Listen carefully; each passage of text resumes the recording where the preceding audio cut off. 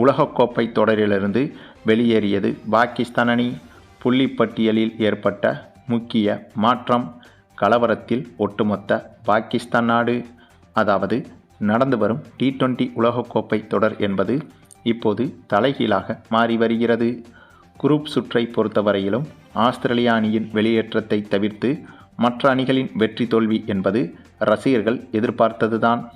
அவங்க இந்த உலகக்கோப்பை தொடர் தொடங்கி குரூப் சுற்றுகளில் 20 அணிகள் பங்கு பெற்று அதில் 8 அணிகள் அடுத்த சுற்றான சூப்பர் 8 சுற்றுக்கு தகுதி பெற்று இப்போது சூப்பர் 8 சுற்றில் விளையாடி வருகிறது. இதில் முதலில் நடைபெற்ற குரூப் சுற்றுகளை பொறுத்தவரையில் ஜிம்பாப்வே அணியிடமும் இலங்கை அணியிடமும் ஆஸ்திரேலியா போன்ற ஜாம்பவான் அணி தோல்வியடைந்து தொடரை விட்டு, அதாவது இந்த உலகக்கோப்பை தொடரை விட்டு முதல் சுற்றிலேயே வெளியேறியது என்பது மிகப்பெரிய அதிர்ச்சியை ஏற்படுத்தியது. அதனைத் தொடர்ந்து சூப்பர் 8 சுற்று தொடங்கியது. இந்த தொடரில் India, South Africa, West Indies, Zimbabwe, Pakistan, England, Ilangai, New Zealand உள்ளிட்ட 8 அணிகள் இந்த சுற்றுக்கு தகுதி பெற்று விளையாடி வருகிறது. ஆகவே குரூப் சுற்றுகளை விட இந்த குரூப் 8 சுற்றுக்கான போட்டிகள் என்பது பலம் வாய்ந்த போட்டியாக பார்க்கப்பட்டது. அதிலும் இந்த சூப்பர் 8 சுற்றை பொறுத்தவரையில் குரூப் 1, குரூப் 2 என 2 பிரிவுகளாக பிரிக்கப்பட்டு 4 அணிகளாக ஒவ்வொரு குறிப்பிலும் பங்கேற்று விளையாடி வருகிறது. இதில் முதல் குறிப்பில் India, South Africa, West Indies, Zimbabwe உள்ளிட்ட அணிகள் பங்கேற்றுள்ளது. அதனைத் தொடர்ந்து இரண்டாவது குறிப்பில் பாகிஸ்தான், இங்கிலாந்து, நியூசிலாந்து, இலங்கை உள்ளிட்ட நாடுகள் பங்கேற்றுள்ளது.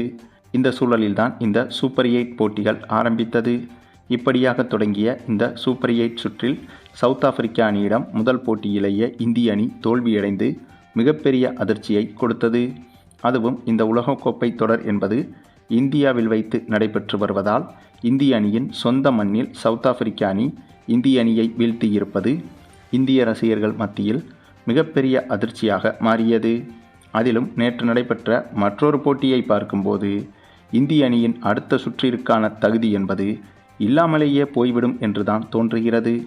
ஏனென்றால் நேற்று நடைபெற்ற வெஸ்ட் இண்டீஸ் வெர்சஸ் ஜிம்பாப்வே அணிகளுக்கான போட்டியில் வெஸ்ட் இண்டீஸ் அணி கொடூரத்தனமான அதிரடியை காட்டியிருந்தது. முதலில் பேட்டிங் செய்த வெஸ்ட் இண்டீஸ் அணி இந்த போட்டியில் 250 ரன்களுக்கு மேல் எடுத்திருந்தது. எப்படி? வெறும் 20 ஓவர்களில் வெஸ்ட் இண்டீஸ் அணி 254 ரன்கள் வரை எடுத்திருந்தது. பின்னர் இதனை சேசிங் செய்ய களமிறங்கிய ஜிம்பாப்வே அணியை வெறும் 147 ரன்களில் சுருட்டி வெஸ்ட் இண்டீஸ் அணி பிரம்மாண்ட வெற்றியை பெற்றிருந்தது.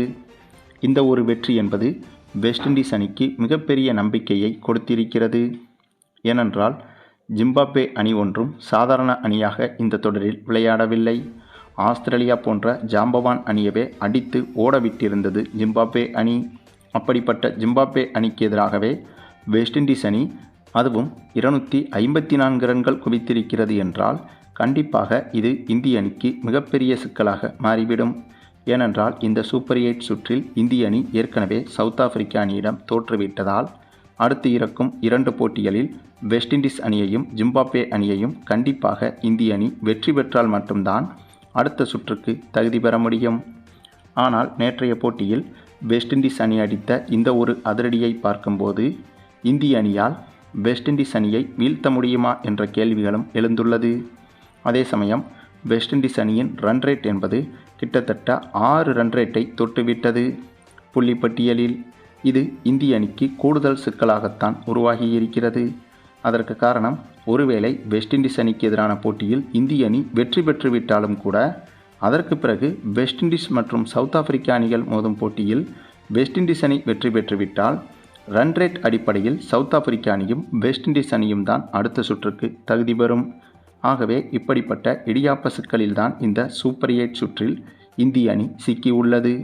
சரி, முதலாவது குறிப்பில் இந்திய அணிக்குத்தான் இந்த நிலைமை என்று பார்த்தால் இரண்டாவது குறிப்பில் நம்ம பங்காளிகளின் நிலைமை இதைவிட மோசம். அதாங்க பாகிஸ்தான் அணி. இப்போது இந்த சூப்பர் 8 சுற்றிலிருந்தே வெளியேறிவிடும் அபாயம் பாகிஸ்தான் அணிக்கு உருவாகிவிட்டது என்று சொல்வதை விட பாகிஸ்தான் அணி வெளியேறிவிட்டது என்றுதான் சொல்ல வேண்டும். ஏனென்றால் இந்த இரண்டாவது குறிப்பில் பாகிஸ்தான், நியூசிலாந்து, இங்கிலாந்து, இலங்கை போன்ற அணிகள் பங்கேற்று விளையாடி வருகிறது. இதில் முதல் போட்டியில் பாகிஸ்தான் அணியும் நியூசிலாந்து அணியும் விளையாடிய போது மழை குறுக்கிட்டதால் இந்த போட்டி ஒரு பந்து கூட வீசப்படாமல் போட்டி தடைபட்டது. இதனால் இந்த இரு அணிகளுக்கும் தலா ஒரு புள்ளிகள் வழங்கப்பட்டது. அதனைத் தொடர்ந்து மற்றொரு போட்டியில் சொந்த மைதானத்திலேயே இலங்கை அணியை எளிதாக வீழ்த்தியது இங்கிலாந்து அணி. அதனைத் தொடர்ந்து பாகிஸ்தான் அணியின் மற்றொரு போட்டியில் இங்கிலாந்து அணியிடம் மோதியது. அப்படியாக மோதிய இந்த ஒரு போட்டியில் முதலில் பேட்டிங் செய்த பாகிஸ்தான் அணி 168 ரன்கள் வரை எடுத்திருந்தது. அதனைத் தொடர்ந்து இதனை சேசிங் செய்ய களமிறங்கிய இங்கிலாந்து அணியை பொறுத்தவரையில் ஆரம்பத்தில் சில விக்கெட்டுகளை அடுத்தடுத்து தவறவிட்டாலும் அடுத்தடுத்து சிறப்பாக பேட்டிங் செய்து இந்த போட்டியில் இங்கிலாந்து அணி பாகிஸ்தான் அணியை எளிதாகவே வீழ்த்திவிட்டது.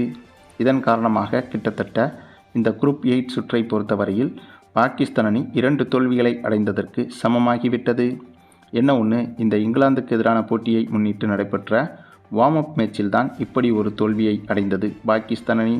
ஆனாலும் கூட பாகிஸ்தான் அணியின் அணுகுமுறையை பார்க்கும்போது கண்டிப்பாக இன்று நடைபெறும் அதிகாரப்பூர்வ போட்டியிலும் இங்கிலாந்து அணிக்கு எதிராக பாகிஸ்தான் அணி எளிதாகவே தோற்றுவிடும் என்றுதான் தெரிகிறது.